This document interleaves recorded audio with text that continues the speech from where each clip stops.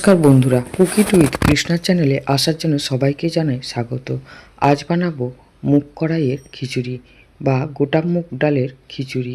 আমরা নিরামিষ দিনে বা উপোস করলে কি খাই বা কি করব সেটা ভেবে পাই না, কিন্তু এইভাবে মুগ কড়াইয়ের খিচুড়ি করলে যেমন সুস্বাদু তেমন পুষ্টিকর।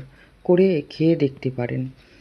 আমি 500 গ্রাম মুগ কড়াই আগের দিন রাতেই ভিজিয়ে রাখলাম। ভালো করে প্রেসার কুকারে সেদ্ধ করে নিলাম, একটু গোটা গোটা রেখে। এরপরে 50 গ্রাম আদা আর 2 চামচ গোটা জিরে মিক্সিতে বেটে নিলাম। আর নিলাম পটল, আলু, কুমড়ো নিয়ে ভালো করে ছাড়িয়ে কেটে ধুয়ে নিলাম। মুগ কড়াইটা ভালো করে সেদ্ধ করে নিয়ে প্রেসার কুকারটা খুলে নিলাম। এরপরে একটা গ্যাসের উপরে কড়া বসিয়ে আমি অল্প একটু তেল দিয়ে শুকনো লঙ্কা, তেজপাতা, গোটা জিরের ফোড়ন দিয়ে সমস্ত সবজিগুলো ধুয়ে তুলে দিলাম কড়াইতে। দিয়ে ভালো করে নেড়ে নেড়ে ভেজে নেব।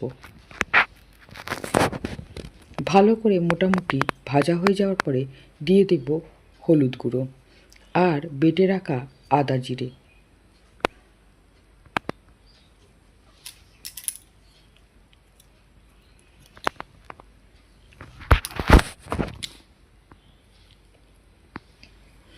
ভালো করে মশলাটাকে দিয়ে আলু, পটল, কুমড়ো কষিয়ে নেব।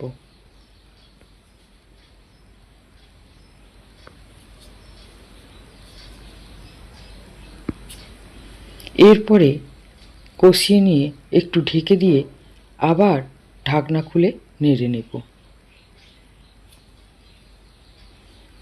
অল্প মিক্সির জার ধোয়া জলটা দিয়ে দেব। এরপরে দিয়ে দেব 2-4টে কাঁচা লঙ্কা ভেঙে। আপনারা চাইলে দিতে পারেন, আবার না চাইলে নাও দিতে পারেন। এরপরে অল্প জল দিয়ে ভালো করে নেড়ে নেব। যে মুগ কড়াইটা নুন হলুদ দিয়ে সেদ্ধ করে রেখেছিলাম তাতে অল্প জল দিয়ে আমি কড়াইতে দিয়ে দিলাম আলু, পটল, কুমড়োর মধ্যে। দিয়ে সমস্ত মুগ কড়াইগুলো দিয়ে দেব কড়াইতে।